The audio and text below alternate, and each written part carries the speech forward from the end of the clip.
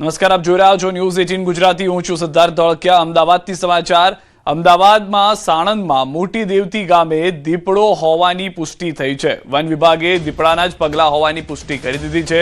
મોટી દેવતી ગામે દીપડો દેખાયો હોવાની સત્તાવાર પુષ્ટિ થઈ છે। ઈંટના ભઠ્ઠા પાસે અજાણ્યા જાનવરના ફૂટપ્રિન્ટ મળ્યા હતા। તપાસ કરતા દીપડાના જ ફૂટપ્રિન્ટ હોવાની પુષ્ટિ થઈ છે। મોટી દેવતી ગામમાં દીપડાને પકડવા પાંજરા મુકાયા છે। વન વિભાગના સ્ટાફની સ્થળ પર સતત શોધખોળ ચાલી રહી છે। વન વિભાગની ગ્રામજનોને ખાસ અપીલ છે, પેનિક ન થવું અને અફવા પણ ન ફેલાવી। દીપડા અંગે કોઈ પણ માહિતી મળે તો વન વિભાગને જણાવવા સૂચના આપવામાં આવી છે। અમદાવાદ પંથકમાં ફરી એકવાર દીપડાની દહેશત। ગુમા બાદ હવે સાણંદ તાલુકામાં પણ દીપડાની એન્ટ્રી થઈ હોવાની જાણકારી મળી રહી છે।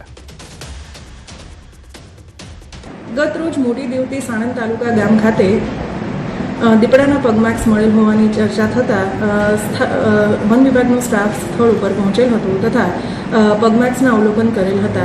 જે પગમાર્ક્સ દીપડાના હોવાનું જણાતા તાત્કાલિક ત્યાં પાંજરું મૂકી અને કાર્યવાહી હાથ ધરવામાં આવેલ હતી તથા હાલની તારીખમાં અત્યારે પણ સ્થળ ઉપર સ્ટાફ છે તથા રેકી કરી રહ્યો છે।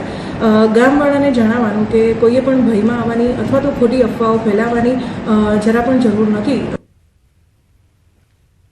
પ્રાણી કેવું ના 2 દિવસ મોરા બકરા ચરાવવાળાએ એના પગલાં ને એ બધું જોયું હતું અને વાંદરાનું ને એનું મારણ જોયું હતું કૂતરાનું, એટલે પછી એને એવું વિચાર્યું કે ભાઈ આ પગલાં દીપડાના જ છે એમ। અચ્છા, એટલે વન વિભાગ સાથે તમારી વાતચીત થઈ કાલ રાતે, તો શું કેવું છે કે દીપડો સાથે બચ્ચું પણ એની સાથે બચ્ચું પણ છે, એની સાથે બચ્ચું પણ છે એમ કેવું કેવું છે વન વિભાગ વાળાનું। ડર લાગે ખરી? કારણ કે આસપાસ આવી રીતે દીપડો આવે, કારણ કે સિટીમાં રીતે ફરી હા ડરનો માહોલ છે। અહીંયા રહેશે આદિવાસી જે ખેડૂતો રહે છે, આદિવાસી છે, મારવાડી છે, જે ભઠ્ઠાવાળા છે, એમનામાં દહેશત છે અત્યારે હાલ।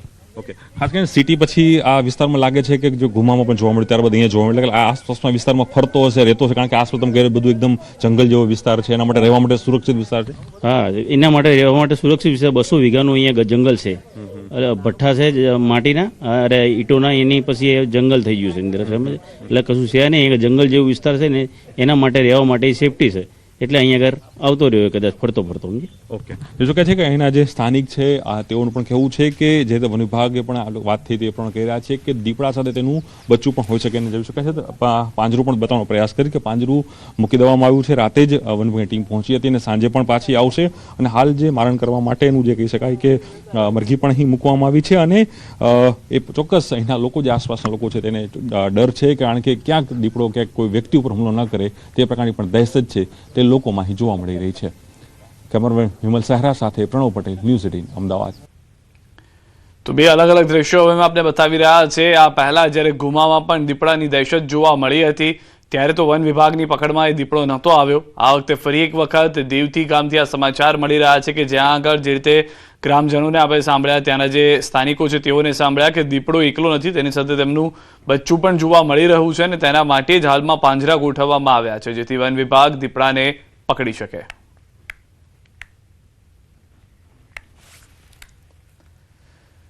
અન્ય મહત્વના સમાચાર। ભાજપ અધ્યક્ષ નીતિન નવીને પોતાની નવી ટીમની જાહેરાત કરી છે, જેમાં 13 ઉપાધ્યક્ષ અને 8 મહાસચિવ બનાવવામાં આવ્યા છે। સ્મૃતિ ઈરાની મહાસચિવ, વસુંધરા રાજે રાષ્ટ્રીય ઉપાધ્યક્ષ બનાવવામાં આવ્યા છે, BL સંતોષ સંગઠન મહામંત્રી બન્યા છે। પાર્ટીએ 2027ની ઉત્તર પ્રદેશ વિધાનસભા ચૂંટણીને ધ્યાનમાં રાખીને પોતાની ટીમ તૈયાર કરી છે। ટીમમાં યુપીના 6 પદાધિકારીઓ છે, જ્યારે રાજસ્થાનથી 3, દિલ્હીમાંથી 6, મહારાષ્ટ્રમાંથી 4, ઉત્તરાખંડ, ઓડિશા, આંધ્રપ્રદેશ, પંજાબ, બંગાળ, કેરળ અને બિહારમાંથી 2 ચહેરાઓને સ્થાન આપવામાં આવ્યું છે, જ્યારે ગુજરાતમાંથી વર્ષાબેન દોશીને રાષ્ટ્રીય ઉપાધ્યક્ષ બનાવાયા છે। જગદીશ પટેલ, રોહન ગુપ્તાને રાષ્ટ્રીય સંગઠન મંત્રી બનાવાયા છે, જ્યારે હેમાંગ જોશીને યુવા મોરચાના રાષ્ટ્રીય અધ્યક્ષની જવાબદારી સોંપવામાં આવી છે।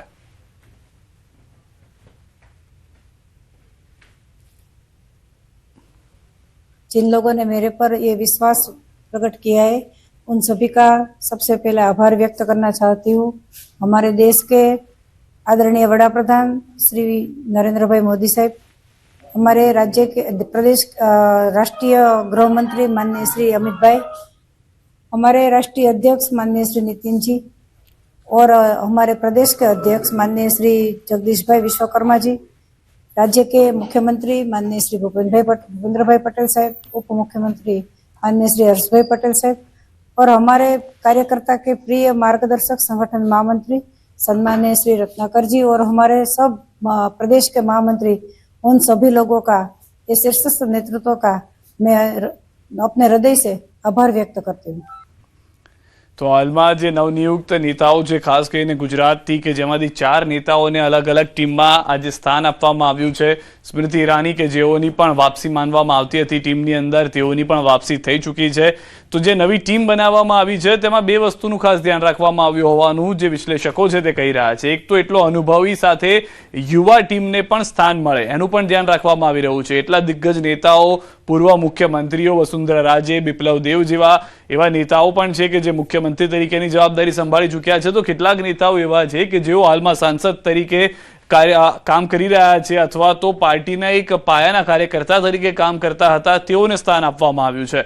અહીંયા આગળ યુવા ટીમની સાથે એક અનુભવી નેતૃત્વ મળી રહે તે માટેનો પણ પ્રયાસ કરવામાં આવ્યો હોવાનું રાજકીય વિશ્લેષકોનું માનવું છે.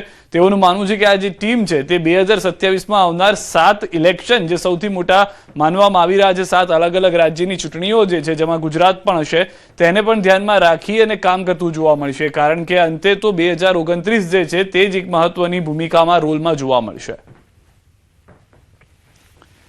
કેન્દ્રીય મંત્રી સી.આર. પાટીલના કોંગ્રેસ પર પ્રહાર. કોંગ્રેસ કાર્યાલયમાં વંદે માતરમ ગીતના અપમાનને લઈને કર્યા પ્રહાર. કોંગ્રેસ કાર્યાલય દિલ્હીમાં વંદે માતરમ ગામ વચ્ચેથી રોકવાનો પ્રયાસ કરવામાં આવ્યો હતો. વંદે માતરમ ગાનને વચ્ચેથી રોકવાના પ્રયાસને લઈને સી.આર. પાટીલ તરફથી આ વાત કરવામાં આવી. હોબાળો કરીને વિપક્ષે સત્રને ચાલવા દીધું નહીં. આ સત્રમાં કરોડોનો ખર્ચ થયો. વિપક્ષના કારણે આખું સત્ર ખોરવાઈ ગયું.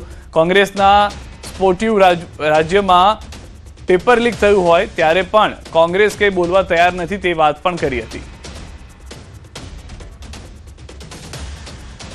15મી ઓગસ્ટના દિવસે કોંગ્રેસ કાર્યાલય દિલ્હીની અંદર જ્યારે વંદે માતરમનું ગાન ચાલતું હતું અને પૂરેપૂરું ગાન એ જે ગીત છે આખું વગાડવાનું હતું, એને બદલે વચ્ચેથી રોકવાનો પ્રયત્ન થયો.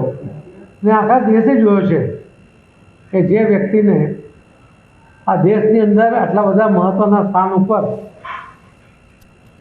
પોતે આ દેશના લોકોના સહયોગથી જ્યારે બેઠા છે, ત્યારે એમણે આપણા જ દેશનું આ રાષ્ટ્રગીતને, જે રાષ્ટ્રગાનને એમણે અટકાવવાનો પ્રયત્ન કર્યો છે, એ પણ આખા દેશે જોયો છે.